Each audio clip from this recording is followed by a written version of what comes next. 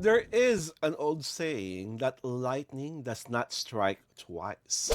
But with this scenario, it's not only lightning that struck him, and I believe it's karma. This is Alwin Ignacio, the diva that you love. Together with me is my kamaring Ultra Maldita, Hi, this is Alex Brosas. and you are watching Reality Show, ang tarihan at talakayang showbiz edition, at ang aming difficult topic, pag-uusapan natin si Bong Mandarambong. Diretsahan na. Si Bong Revilla was already accused of plunder and was convicted the first time, right? And then he was No, acquitted. he wasn't convicted. He wasn't convicted? He wasn't. Di ba siya nakulong? Nakulong siya pero napawalang sala siya. Napawalang sahod siya for the For plunder. plunder case. Oo. So Tapos ngayon, meron siyang kasong graft. Yun ay until now pa yata dinidinig. so but now, balik siya sa paghihimas rehas kasi actually nakakulong na siya as we talk about this, di ba? Dahil meron naman siyang bagong kaso na malversation of funds and plunder, I think. At kung ano man, so, bakit sa tingin mo nangyayari to sa katulad ni Bong Revilla? Because there are evidences that points to his allegedly wrongdoing. Kasi kung wala namang evidence, it will not prosper in court, di ba? At if the evidence does not hold Weak. water. Kung hindi naman malakas yung evidence, it will not it will not process into a very serious case, di ba? Ako kasi sa akin, nangyari ito ng una, di ba? May plunder accusation, nakulong, tapos na-acquit. So, sa tingin mo, ma-acquit ulit? Only if the evidences are weak. Weak. Oo, di ba? Yun lang naman ang yun lang ang supposedly factor for you to get acquitted. Di ba? Pag weak yung evidences na i-present sa court. And what can you say about his drama on Facebook? Wherein there's a video na sinasabi niya na parang eme-eme na walang due process yung ginagawa sa kanya. I saw that video. How did you feel about it? Kasi una-una, you're supposed to be brave. You are supposed to be a senator, di ba? Kasi kakaano pa lang. Aside from being a senator, you're supposed to be the Titanic action star. That was a title of long ago. Yes, di ba? Bakit? Kasi, I think, it was an advised act. Ibig sabihin, somebody told him, mag-drama ka. Mag-drama ka. While you are being, kasi parang that was the time na papunta siya ng to present himself. Parang yun Although gabi na yun Para hindi na yung pununta siya sa bahay tapos, di ba, pinusasan. Kumbaga parang magpaawa ka. Ganon. That was a tactic. That was that was a decoy. That was a deliberate deliberate attempt to make people soften their hearts seeing him that way. Kaya lang, yung nakakaloka doon, yung whoever told him na sabi mo it was yung due process, gano'n, parang That was the mere fact that you are being being issued a warrant of arrest is already an indication that there is due process. Ano ba? My God! And the very fact that you're going all the way on your own volition to the office of the ombudsman, You are subjecting yourself to the due process. Oo, That is the indication. ang due process, kung wala kang due process, pumunta sa bahay mo, binara yung pinto mo, pinusasan ka, hindi lang ka palabas. O kaya you were in a public place. Pinusasan ka. Tapos, hindi binasa ang Miranda rights mo. Diba? Bong naman. Kabubudots mo yan Kakasabi mo, ayan, katutututut mo. Kasi, that only shows how how hollow he is. As a personality, as a senator. Kasi, parang, why would you tell people na there is no due process? When it's obvious that there is. Di ba?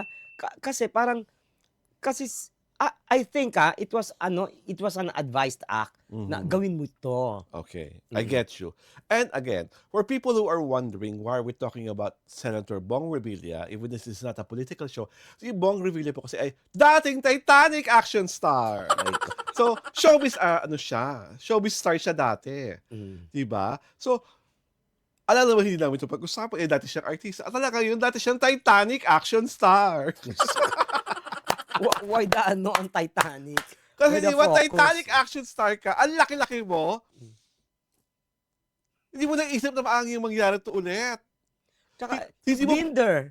Di ba? oo, Parang, you've been there, you've done that. di Tapos, ba? may deja vu, Oo. factor. Di ba? Di So, ba? if this is not karma, I don't know what it is. Imagine mo, Bong, di ba, there was a time na yung unang kako sa'yo, sinabing you were able to get this such amount of money Mm-mm. and you never returned it. Mm. Di ba? You never returned it.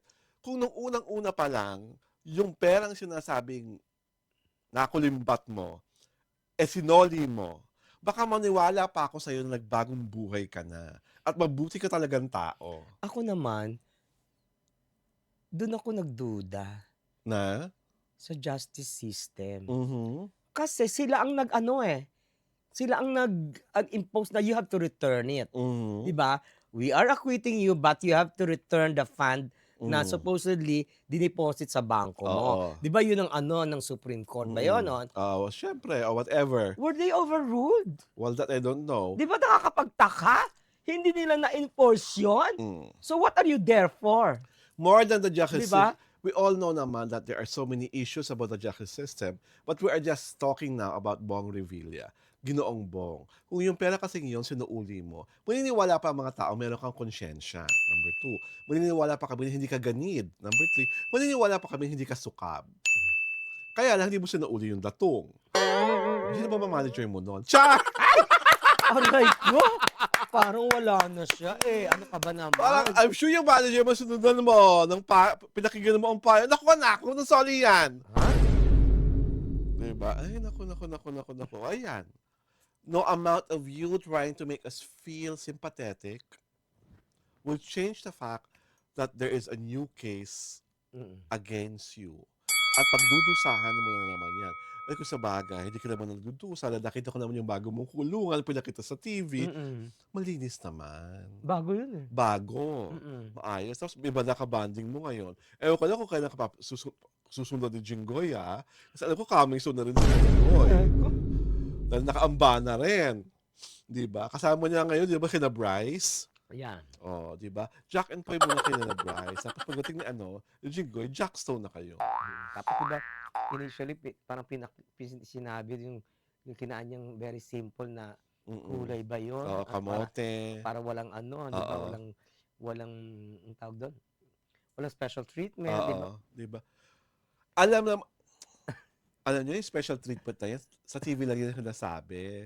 Yung walang special treatment. Oo, yung mga special ano ka treatment. ba? Sa TV lang yan sinasabi. Pero pag wala ng camera, wala ng mga tao, darating siyempre ang mga kamag-anak ni Bong, di ba? Si Lani, mga Jonakis, magdadala ng masarap na pagkain. Papayagan mo naman ng magutom si Bong na puro kamote lang ang kinakain. Saging na saba, saging ni Pasing, 3 piso. Oh my God. I'm not even angry. I'm not even upset na nakulong ka. Kasi justice is being served. Yun lang sa akin. Meron kayong kamalian ginawa at ginawa niyong kamalian ay ang pagnanakaw sa kabadang bayan. O yan. That's what you get. This is actually a life lesson sa lahat ng mga taong magnanakaw sa kabadang bayan at sa lahat ng mga taong nangungulimbat sa kabadang bayan. Sooner or later, legit justice will catch up to you. At kung ano man nararanasan ni Bong sa ngayon, mararanasan nyo. Are you saying you have it coming? Yes! Diba?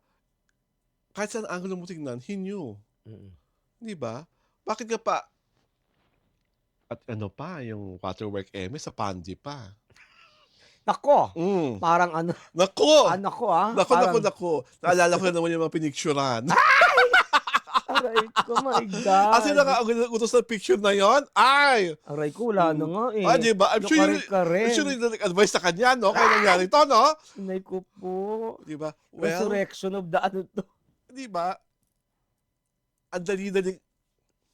If you connect the dots, bakit napunta sa Pandi? Ay, nako. May common denominator. May common denominator. Parang ikaw ang magtuturo ng common denominator. 'Di ba ikaw yun, eh, parang ikaw alam na alam mo yung story, Ay, naku, naku, 'di naku, naku, naku. ba? At dahil diyan, iniimbitahan po namin kayong manood sa aming Diaryo Tirada YouTube channel. Pinapalabas po ang The Kitty Show tuwing Sabado at Linggo, 4:00 ng hapon. You can also watch us sa aming Facebook page. This is Alwin Ignacio, the diva that you love, together with Miss May Kumaring Ultra Maldita, Hi, this is Alex Brosas. and you are watching The Kitty Show, Tarayan and Talakayan Showbiz Agensyo. Thank you for joining us this Saturday. Happy Saturday to all!